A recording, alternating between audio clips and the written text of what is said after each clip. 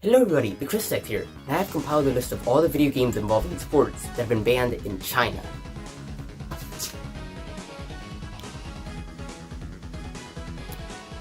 Sick fucks. Well, countries all around the world have always had the chance to stop the sale of a game if they see it as too obscene to sell in retail stores.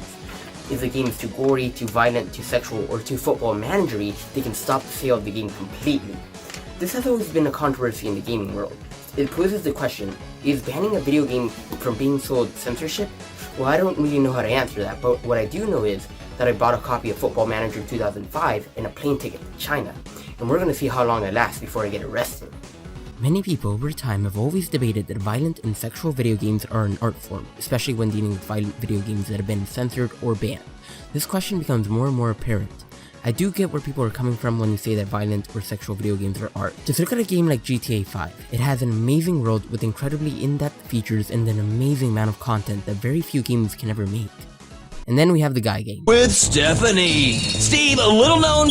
You know, for a game called Guy Game, there's a whole lot of naked women. But I digress. The more controversial a game is, the more attention it will get, therefore it has a higher chance of selling more copies. But there are games that never get to see the light of day in some countries, and sometimes they've never released anywhere in the entire world.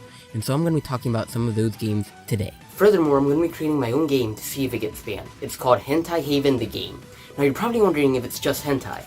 Yeah, it is. Thrill Kill was a fighting game that was supposed to be released on 1998 on the Sony PlayStation before EA pulled the plug on it. It actually had 4-person fighting, so that meant 4 people could fight in the same room, which at the time was the new concept. But the game gained its notoriety from the extreme violence and sexual content it had. There were some extremely gory fatalities, and it also had some, interesting costume. The names of some of the moves were also very lewd. Some of the names include bitch slap and swallow this. You know, for a game that takes place in hell, it's kinda ironic that it would be stuck in development hell. This game was also the first game to receive an adults only rating by the ESRB. Well, at least it was innovative in one way.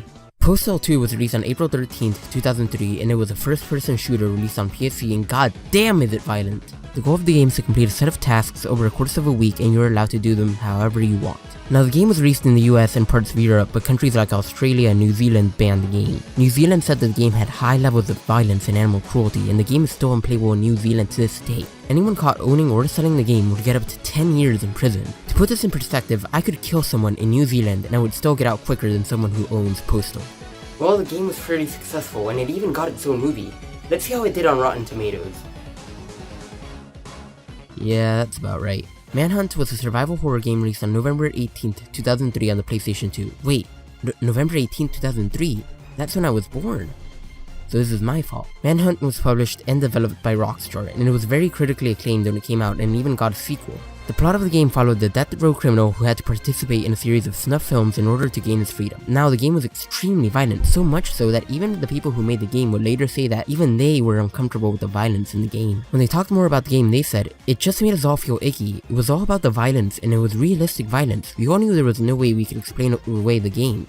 There was no way to rationalize it. We were crossing a line." All of you are overreacting. I got a paper cut the other day, and you don't see me whining about it. That wasn't even the end of it. The game got linked to an actual murder in 2004. The game wasn't sold in stores during that time, and it was used as evidence in the police investigation. The charges were dropped against the company, but it was still brought up during discussions of video game violence.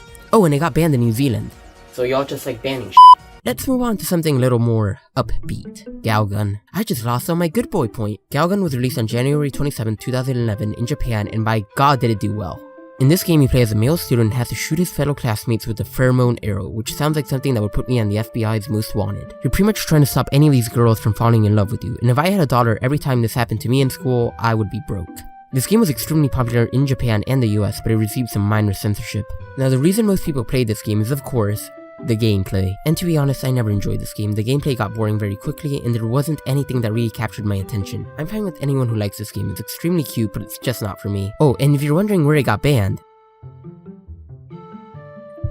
yeah, that checks out. Grand Theft Auto. This is probably the most well-known game that has been under controversy. When the first game came out, it was absolutely criticized for its violence and depiction of women, but it actually had the opposite effect people wanted, and the sales increased. It sparked a whole debate whether kids should be allowed to play these types of games. This game and the ones that followed it would be removed from stores across Europe and Oceania. Carmageddon was released on June 30th, 1997, and involves you driving a car and running pedestrians over, which is pretty much the same as a 16-year-old who drives a car for the first time. One more year. It was such a terrifying idea at the time that this game could make someone just want to start running people over in real life. The game got terrible scores when it was released, with the N64 magazine giving it an 8%, which was its lowest score at the time. The game had to be heavily censored in Germany, with people being changed to zombies or robots with black oil instead of blood. The UK wouldn't let the game be released until all the blood and gore was removed from the game. Now we just look at this game as a fun time and not a serial killer creator people thought it was.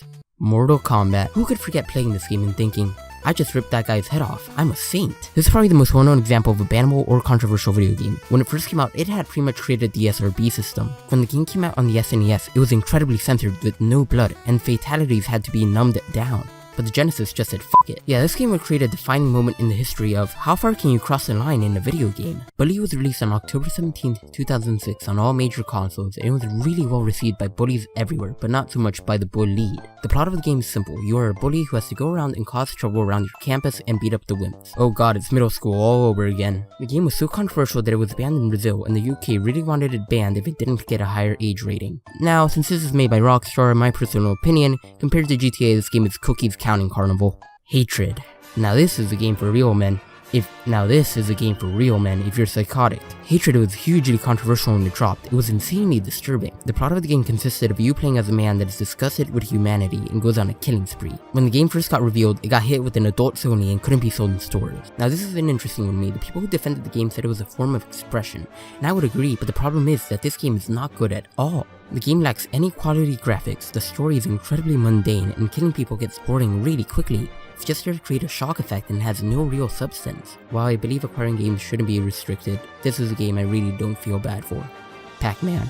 Wait, hold up! By Pac-Man I mean all arcade machines in the Marshfield, Massachusetts area were banned. The controversy over video games was so strong in 1982 that a town in Massachusetts decided the best course of action was to get rid of all their arcade machines. It wouldn't be until 2014 that the law was removed and all arcade machines were put back in their rightful place. And it's another reason to not visit Massachusetts. Video games will always be subjected to controversy. The more risky and suggestive they are, the more people will get mad about them. I'm always going to say video games are an art form and they should be treated as such. Banning video games is just ignorant and takes enjoyment away from a lot of people who have been waiting for a game. If a country considers a game too mature for kids, then it should be up to the parents to not buy the game. I mean, I do live life on the risky side. I played Lego Batman when I was only 7 years old, even though it's rated E10+. Well, I got thrown in a Chinese work camp. They found my copy of Football Manager 2015. Now I'm gonna be stuck here for the rest of my life. Wait, what's that? Oh shit, it's a transfer ticket! I'm out of here! I'm going to New Zealand.